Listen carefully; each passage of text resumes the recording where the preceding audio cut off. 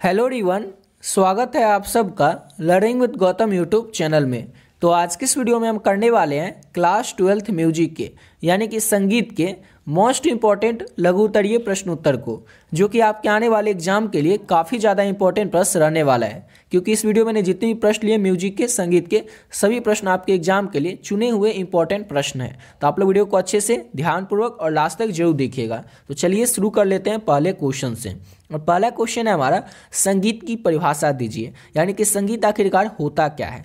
तो संगीत शब्द जो है ये सम और गीत शब्द से मिलकर बना हुआ है। यह वह कला है, संगीत वह कला है जिसमें कि सुर और ताल के शब्दों का सामंजस्य होता है। संगीत के तीन मुख्य घटक होते हैं, गायन, वादन और नृत्य, और यह मानवीय भावनाओं को व्यक्त करने का सबसे अच्छा माध्यम होता है।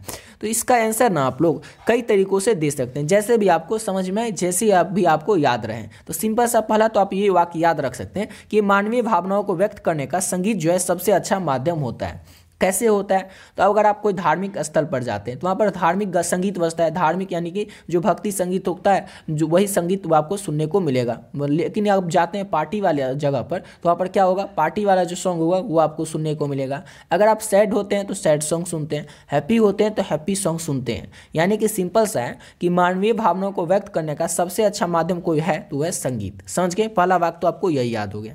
संगीत के तीन मुख्य घटक होते हैं। संगीत में क्या क्या होता है? तो गायन भी होता है, वादन भी होता है और नृत्य भी होता है, यानी कि डांस भी होता है। और संगीत एक ऐसी कला है जिसमें कि सुर और ताल इन शब्दों का सामंजस्य होता है, यानी कि मिलकर इनसे बना हुआ है। और संगीत जो है ये किससे बना हुआ है? तो संगीत सम और गीत से भी मिलकर बना हुआ है। तो इस तरह से आप लोग याद रखिएगा। सिंपल सा है कि संगीत की परिभाषा दीजिए, तो आपको जैसे याद रहे, जो जो पॉइंट आपको याद रहे वही आपको लिख देना है। ये तो याद होगा ही कि संगीत शब्द जो है सम और गीत से मिलकर बना हुआ है। संगीत किससे मिलकर बना हुआ है? तो सम और गीत से। अगर दूसरा पॉइंट ये याद नहीं भी हो तो इसको छोड़ दीजिएगा, बस इतना लिखिएगा कि संगीत के तीन मुख्य घटक होते हैं, गायन, वादन और नृत्य, और ये मानवीय भावनाओं को व्यक्त करने का संगीत सबसे अच्छा माध्यम है। ये 2 नंबर में आपसे पूछा जाएगा लघु उत्तरीय प्रश्न में, और इतना भी अगर आप लिख देते हैं ना तो आपके 2 नंबर पक्के हो जाएंगे। समझ गए ना? अब अगला क्वेश्चन है हमारा, भारतीय संगीत के प्रमुख 2 प्रकार कौन कौन से हैं। ये क्वेश्चन आपसे लघु उत्तरीय में तो इस तरह से पूछा जाएगा और ऑब्जेक्टिव में पूछा जाएगा कि भारतीय संगीत के कितने प्रकार होते हैं। तो याद रखिएगा भारतीय संगीत के 2 प्रकार होते हैं। समझ गए? ये आपसे ऑब्जेक्टिव में पूछा जाएगा। अब भारतीय संगीत के 2 मुख्य प्रकार कौन कौन से हैं? तो भारतीय संगीत के पहला तो है शास्त्रीय संगीत, और दूसरा क्या है? तो दूसरा है लोक संगीत। अब शास्त्रीय संगीत में क्या होता है? तो इसमें हिंदुस्तानी संगीत और कर्नाटकी संगीत दोनों आ जाता है। शास्त्रीय संगीत जो है इसमें राग और ताल का विशेष महत्व होता है, और यह 2 प्रकार का होता है। शास्त्रीय संगीत में आपको याद रखना है, राग और ताल जो है इसका विशेष स्थान होता है, और ये 2 प्रकार का होता है। शास्त्रीय संगीत हिंदुस्तानी संगीत जो कि उत्तर भारत में गाया बजाया जाता है, और कर्नाटकी संगीत जो कि दक्षिण भारत में गाया बजाया जाता है। अब लोक संगीत क्या होता है? जो क्षेत्रीय और सांस्कृतिक आधार पर विकसित होता है, जैसे कि भजन, गजल, लोकगीत। लोकगीत मतलब क्या? जैसे कि बिहार का लोकगीत अपना अलग होगा, यूपी का लोकगीत अलग होता है। जो एक क्षेत्रीय भाषा होता है उसके आधार पर जो लोकगीत तैयार होता है उसी को कहा जाता है लोकगीत, जो कि क्षेत्रीय लोग मिल करके गाते बजाते हैं, जिसके अंतर्गत कुछ भजन आएगा, गजल आएगा, कुछ लोकगीत होगी, वो सब आएगा। समझ गए ना? तो जो क्षेत्रीय और सांस्कृतिक आधार पर विकसित होते हैं उसी को हम कहते हैं लोकगीत। समझ गए? तो सिंपल सा क्वेश्चन था कि भारतीय संगीत के प्रमुख 2 प्रकार कौन कौन से हैं? तो शास्त्रीय संगीत और लोकगीत। शास्त्रीय संगीत जिसके अंतर्गत हिंदुस्तानी संगीत आता है और कर्नाटकी संगीत आता है। लोकगीत जो कि क्षेत्रीय स्तर पर और सांस्कृतिक आधार पर विकसित होते हैं। समझ गए ना? जैसे कि अगर आप दक्षिण भारत के कोई गांव होगा, वहां पर हो सकता है उनका कोई अलग लोकगीत होगा, लेकिन हमारे बिहार का कोई गांव होगा उसका जो लोकगीत होगा वो अलग होगा। यानी कि क्षेत्रीय और सांस्कृतिक जो आधार होता है उस पर ये लोकगीत जो है वो तैयार होते हैं, अलग अलग जगहों पर अलग अलग लोकगीत। समझ गए ना? अब अगला क्वेश्चन है हमारा, राग क्या है और इसके प्रमुख अंगों की व्याख्या करें। राग क्या होता है और इसके जो प्रमुख अंग है उसकी व्याख्या करना है। तो राग सुरों का वह समूह है जो निश्चित नियम के अनुसार आरोह और अवरोह में व्यवस्थित होता है। राग के प्रमुख अंग जो हैं वो क्या क्या हैं? तो ठाठ है, आरोह है, अवरोह है। अब ठाठ क्या होता है? तो राग की उत्पत्ति के आधार है। आरोह अवरोह क्या है? तो राग के सुरों का आरोहण है, अवरोहण है और क्रम है। वादी संवादी क्या होता है? तो मुख्य और सहायक सुर होते हैं। पकड़ क्या होता है? तो राग का मुख्य स्वरूप होता है। ये तो समझ लिए, लेकिन उतना समझ में आपको आया नहीं होगा कि आखिर राग होता क्या है और इसके प्रमुख अंग क्या है। तो राग के पर क्या हो तो आपको बता दिए कि राग जो है सुरों का वह समूह है जो एक निश्चित नियम के अनुसार आरोह अवरोह की अवस्थित में होता है।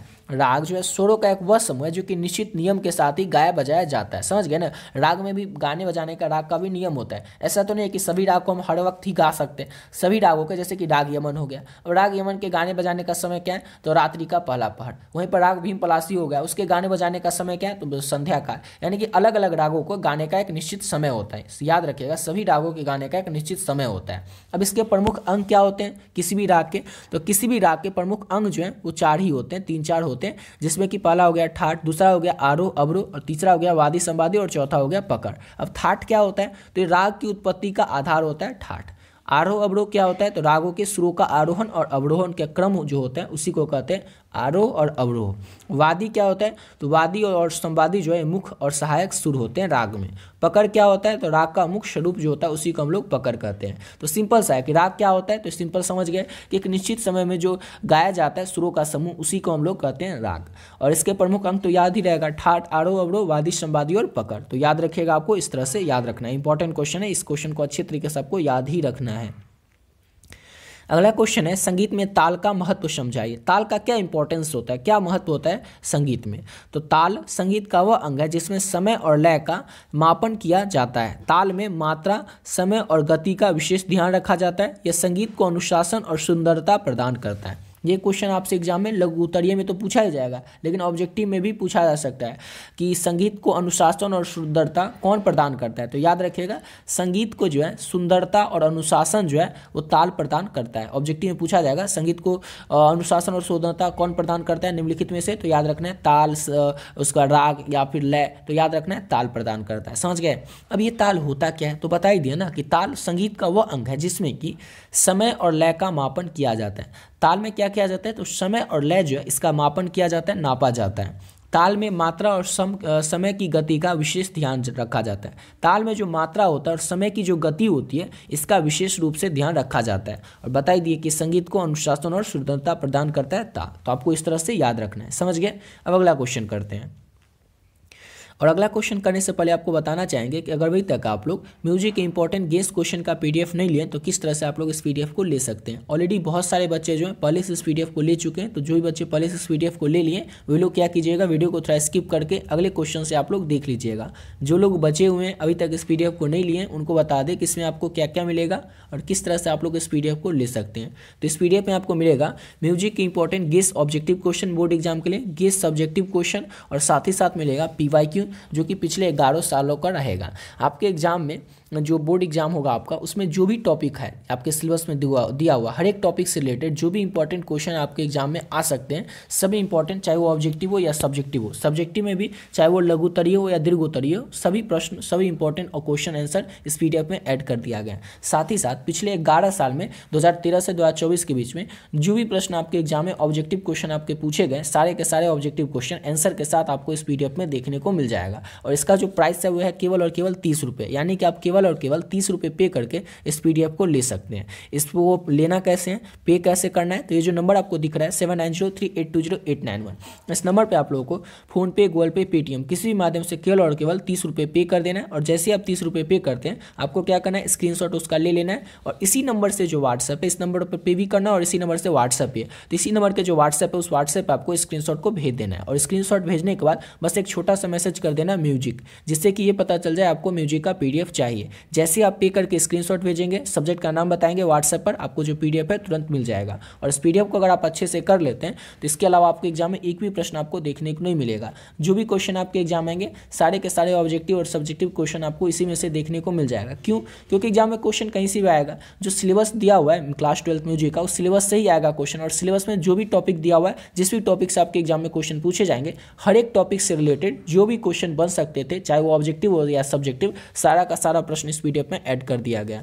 यानी कि अगर इसको अच्छे से कर लेते ना तो इसके अलावा आपको और कुछ करने की जरूरत ही नहीं पड़ेगी, ना कोई बुक, ना कोई क्वेश्चन बैंक, ना कोई गेस पेपर। और क्वेश्चन बैंक और गेस पेपर में आपको पता ही होगा कि ज़्यादा से ज़्यादा क्वेश्चन उसमें जो रहता है उसका ऑप्शन गलत ही दिया रहता है। यानी कि अगर आप 50 क्वेश्चन करते हैं ना क्वेश्चन बैंक से और गेस पेपर से, तो उसमें से आपको 5 से 7 क्वेश्चन का आंसर गलत ही देखने को मिल जाएगा। इसलिए अगर आप पढ़ते होंगे तो आपको याद रखना है सिर्फ और सिर्फ एनसीईआरटी बुक से पढ़ना है, किसी और बुक से नहीं पढ़ना है। जैसे कि क्वेश्चन क्वेश्चन बैंक और गेस पेपर से तो ध्यान रूप से आपको पढ़ना ही नहीं, क्योंकि उसमें जो उसका ऑप्शन रहता है वो गलत दिया रहता है। जब आप गलत पढ़ेंगे तो गलत ही आंसर टिक करके आएंगे एग्जाम में, फिर कहेंगे कि हम तो बनाए थे सही से और वो गलत कैसे हो गया। तो इस तरह से गलत हो जाता है कि आप पढ़ करके ही गलत जाते हैं। इसलिए आपको जो भी पढ़ना है आपको याद रखना है, सही सही पढ़ना है, समझ गया ना। और अगर आप इसको पढ़ लेंगे ना जितना ऑब्जेक्टिव और सब्जेक्टिव है, तो इसके अलावा आपको और कुछ करने की जरूरत ही नहीं पड़ेगी। तो आप लोग जो भी बच्चे बचे हुए हैं अभी तक आप लोग इस PDF को नहीं लिए, तो आप लोग भी चाहें तो इस PDF को ले सकते हैं केवल और केवल 30 रुपये पे करके, समझ गए। चलिए आते हैं अपने अगले क्वेश्चन पे।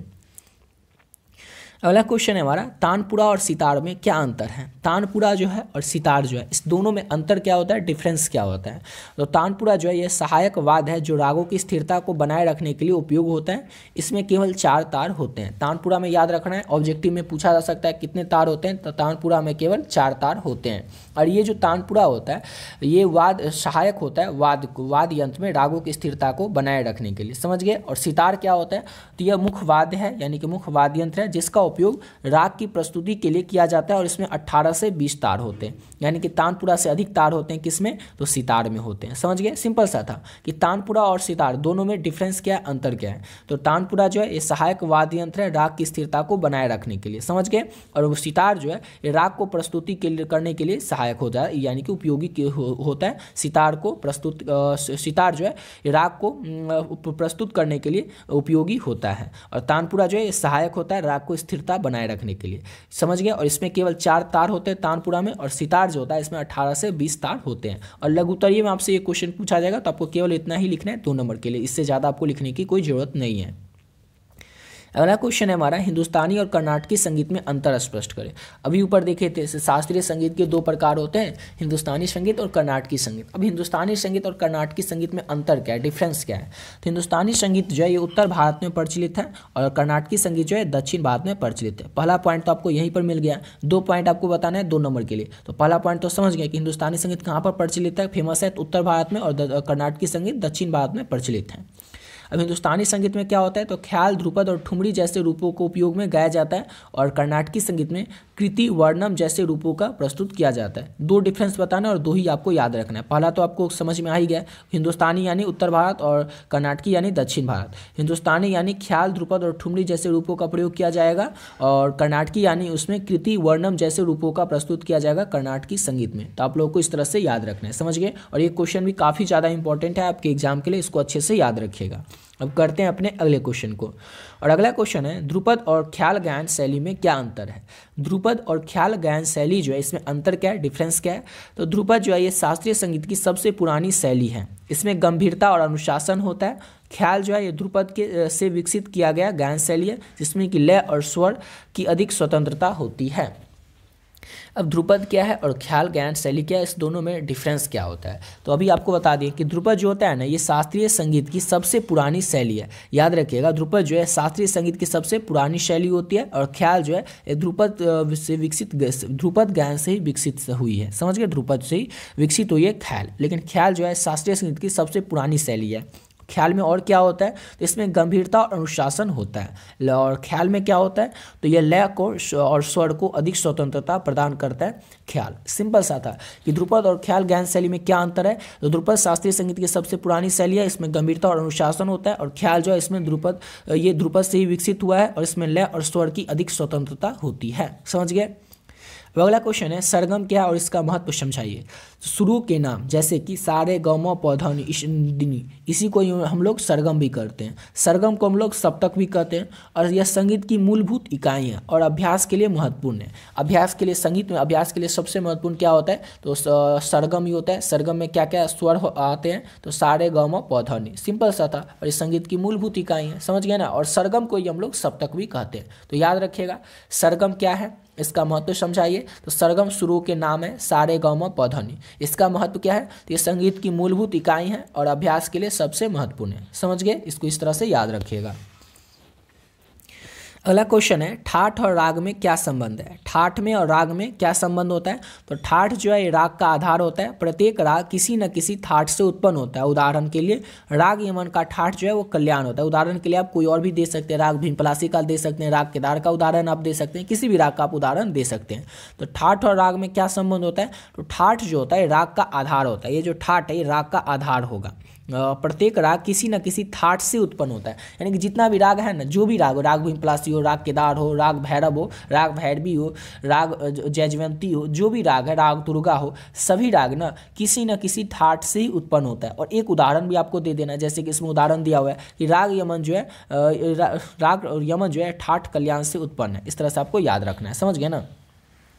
तो याद रखिएगा ठाठ और राग में क्या संबंध है। तो ये सिंपल सा है कि ठाठ राग का आधार होता है, प्रत्येक राग किसी न किसी ठाठ से उत्पन्न होता है। उदाहरण के लिए राग यमन का ठाठ कल्याण है। अगला क्वेश्चन है, संगीत के क्षेत्र में तानसेन का योगदान लिखे। अब संगीत के क्षेत्र में ना तानसेन का क्या योगदान रहा है। तो तानसेन जो थे अकबर के दरबारों में नवरत्नों में से एक थे, ये तो सबको पता है। उन्होंने ध्रुपद की गायन में नई ऊंचाइयों को पहुंचाया है, ध्रुपद गायन को नई ऊंचाइयों तक वो पहुंचाया है। इसके अलावा आपको अगर ये वर्ड नहीं याद रखे तो इतना याद लिख दीजिएगा कि जो तानसेन थे ये संगीत के महान संगीतज्ञ थे, शास्त्रीय संगीत के महान संगीतज्ञ थे तानसेन।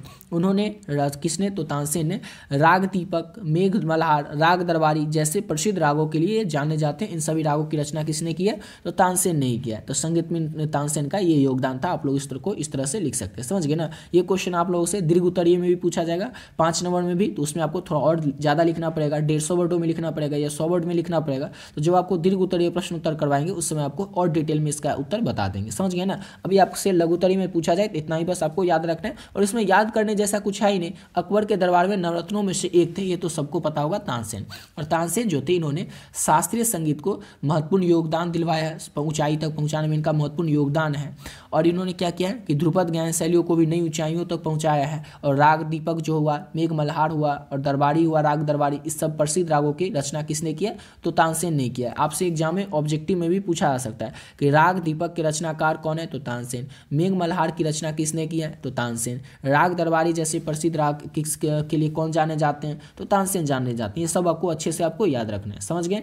आशा करता हूँ आप लोग को वीडियो अच्छा लगा होगा। मिलते हैं नेक्स्ट वीडियो में नए वीडियो के साथ, जिसमें कि और भी म्यूजिक के जो भी इंपॉर्टेंट क्वेश्चन होंगे, चाहे वो ऑब्जेक्टिव के हो या सब्जेक्टिव के हो, सब्जेक्टिव में लघु उत्तरीय हो या दीर्घ उत्तरीय हो, उन सभी प्रश्नों को नेक्स्ट वीडियो में करेंगे, समझ गए। और ऊपर जो आपको पीडीएफ बताएं, जो भी बच्चे बचे हुए हैं अभी तक उस पीडीएफ को नहीं लिए तो आप लोग उस पीडीएफ को ले सकते हैं, समझ गए। तो मिलते हैं नेक्स्ट वीडियो में नए वीडियो के साथ।